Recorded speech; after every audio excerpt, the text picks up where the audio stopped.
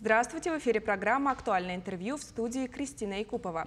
По инициативе главы республики Айсата Николаева с 2021 года в Якутии дополнительно действует новый механизм государственной поддержки производства и переработки продукции скотоводства, в том числе увеличение ставки субсидий на молоко.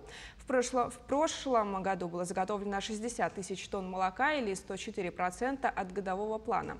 А сколько молока должны заготовить в этом году и как отразилась помощь государства по субсидированию молока на объемы заготовки, мы узнаем у гостя студии Артема Александрова, заместителя министра сельского хозяйства республики. Артем Александрович, здравствуйте. Здравствуйте. Сколько хозяйств в регионе занимаются разведением крупного рогатого скота? Сегодня в республике порядка 200, включая крупных фермерских хозяйств, 200 крупных организаций занимаются скотоводством. При этом порядка 1500 крестьянско-фермерских хозяйств и порядка 9000 личных подсобных хозяйств сегодня занимаются по направлению скотоводства в республике. А какова обеспеченность молочными продуктами в Якутии? На сегодня обеспеченность молоком и молочной продукцией составляет в регионе порядка 56%. Это, в принципе, мы работаем над увеличением доли самообеспечения не только молочной продукцией. Мясным направлением у нас занимает порядка 27% по мясному направлению, яйцами 62% и 52% картофелем. В принципе, есть заделы, мы над этим работаем, имеется программа перезагрузки по этому направлению. А какая сейчас методика расчетов субсидий на молоко? Все ли хозяйства получают такую субсидию?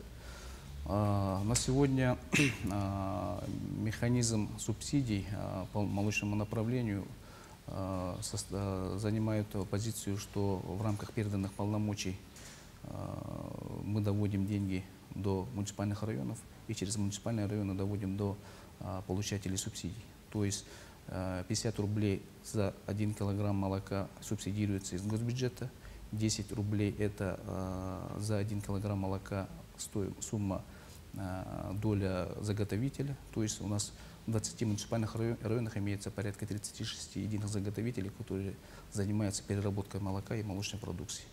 Поэтому на сегодняшний день в рамках нашего регионального закона по переданным полномочиям механизм действует такой. Но с этого года по поручению главы Айсата Сергеевича дополнительно на поддержку личных подсобных хозяйств через единые заготовители разработан механизм поддержки и доведения до минимальной ставки до 20 рублей за сданный 1 килограмм молока. Этот механизм сейчас, проект разработан и находится на согласовании. А какие планы по объемам заготовки молока в этом году? Если в прошлом году план составил порядка 57 тысяч тонн, в этом году с учетом перевыполнения планов прошлого года, план этого года составляет порядка 62 тысяч тонн. То есть на порядок выше, 4,5 порядка тысяч тонн увеличения и на порядок 200 с лишним миллионов рублей стоимость превышена. Поэтому мы очень надеемся, что сезон большого молока даст плоды в этом году и внесение изменений в новых механизмах тоже даст толчок в развитии отрасли переработки молока. А какие планы по увеличению надоев молока с каждой коровы? Как отражается качество кормов на объемах продукции? В прошлом году мы выполнили 158 тысяч тонн валового надоя молока в регионе.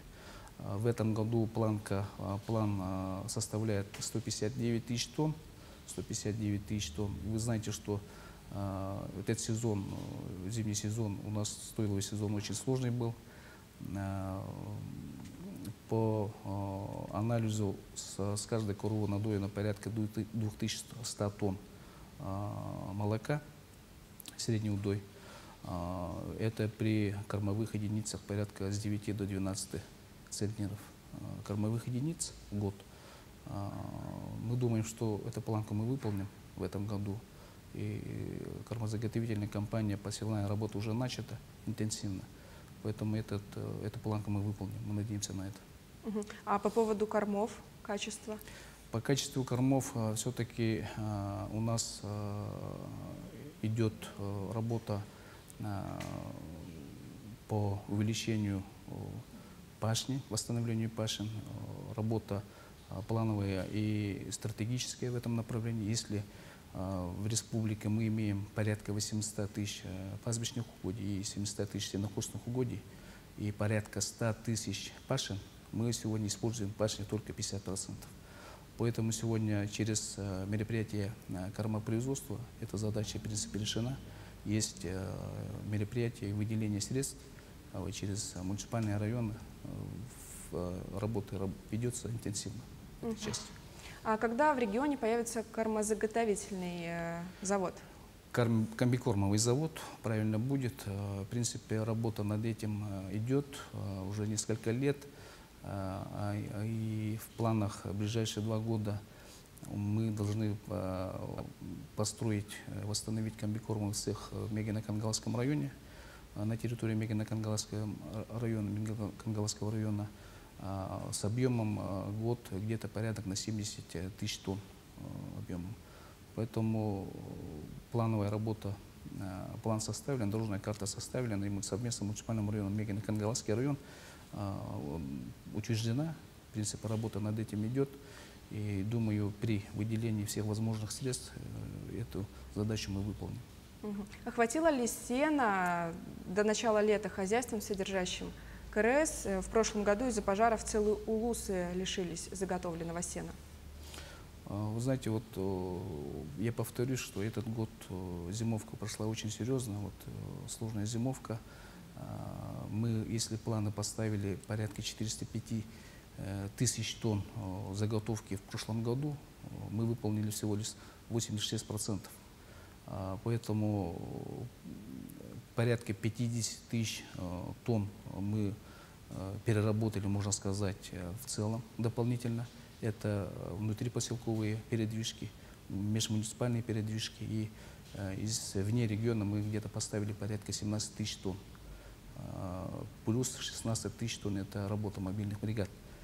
Поэтому последние 5 лет идет очень засушливая погода, которая нам мешает по заготовке кормов, грубых кормов в планах. Но при этом все-таки мы в этом году планируем, поставлена планка 441 тысяч тонн. С учетом прошлых лет, прошлого года поставлена такая задача выполнить. Я надеюсь, что в этом году мы выполним эти планы совместно с нашими сельхозтоваропроизводителями. А будут ли разрабатываться новые места для сенокоса? Вы знаете, новые места, это неправильно будет сказано, новые места. Места они есть, они всегда были сенокосные угодья. Просто сегодня стоит задача, стратегическая задача по восстановлению, как я сказал, пашин, сочных кормов и плановая работа, мелиоративная работа. То есть у нас очень много систем лиманного орошения, поэтому над этим работает наше государственное казенное учреждение, служба мелиорации, и составлена дорожная карта по восстановлению пашин с учетом мелиоративных работ, восстановления лиманных орошений и так далее. Задача до 2024 года поставлена, сейчас идет работа над стратегией. Давайте поговорим о изготовителях молока. Как вообще в регионе, сколько у нас перерабатывающих заготовителей предприятий? молока, да.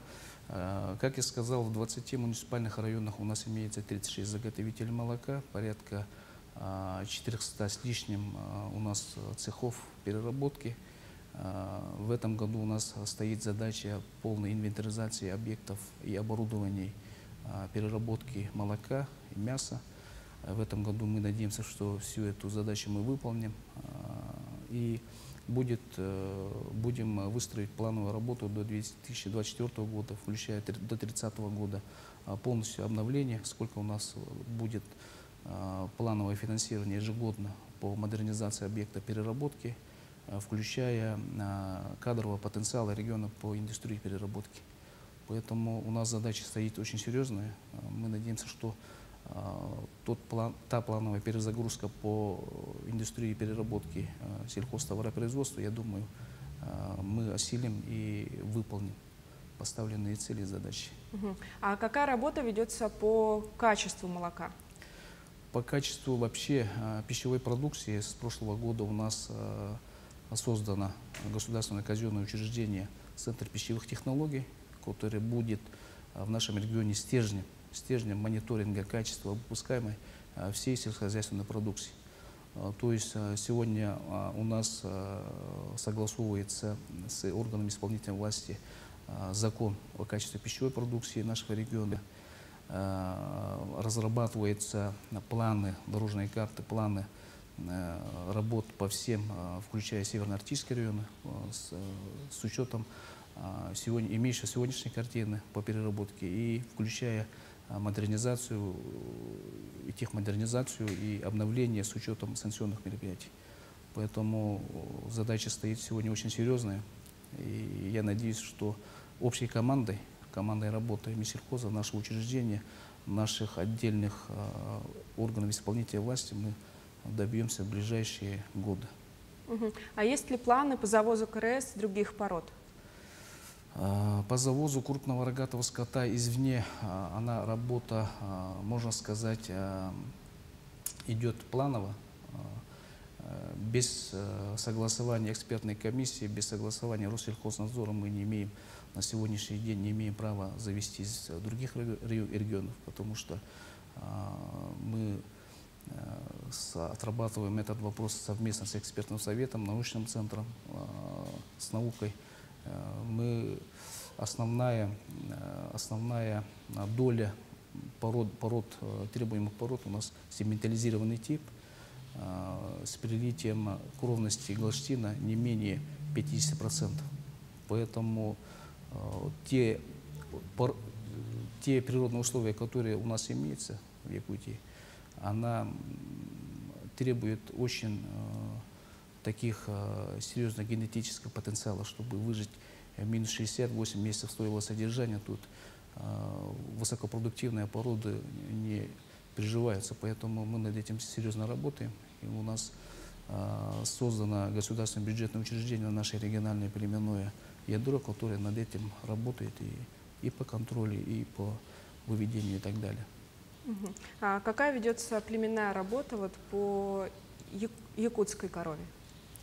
Генофонд якутского скота в целом, это, можно сказать, наша традиция, наша культура, табунное коневодство, скотоводство. Можно сказать, что фундаментальная часть развития сельского хозяйства основана на наших традициях и культурах скотоводства, оленеводства и коневодства. Поэтому по генофонду якутского скота это совсем отдельная тема.